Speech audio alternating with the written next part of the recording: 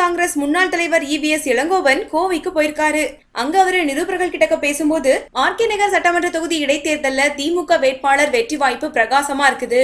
RK நகர் இடைத்தேர்தல்ல எதிர்காலத்தை கருதி விடுதலை சிறுத்தைகள் கட்சி தலைவர் தொல் திருமாவளவன் திமுக வேட்பாளருக்கு ஆதரவு தெரிவிக்கணும்.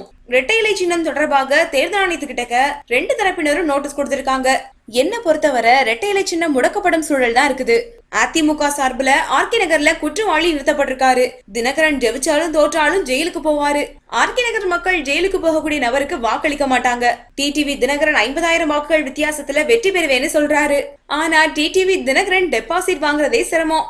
ஆர்கே நகர் தொகுதியில பணம் விநியோகம் தொடங்கப்பட்டு விட்டதா சொல்றாங்க. இதை தடுக்க தேர்தல் ஆணையம் உரிய நடவடிக்கை எடுக்கணும். பணப்பட்டுவாடா செய்யப்பட்டா மக்களே அதை தடுக்கணும். வயசுல மூத்தவரான மதுசூதன் இந்த வயசுல தேர்தல நிக்கிறது அவசியமாங்கிறத யோசிக்கணும். இப்படி இளங்கோவன் சொல்லிருக்காருங்க. இந்த வீடியோ பிடிச்சிருந்தா லைக் பண்ணுங்க, வீடியோ பத்தின கமெண்ட்ஸ் போஸ்ட் பண்ணுங்க. மேலும் இது போன்ற தகவல் தெரிஞ்சுக்க எங்க சேனலை சப்ஸ்கிரைப் பண்ணுங்க. நன்றி.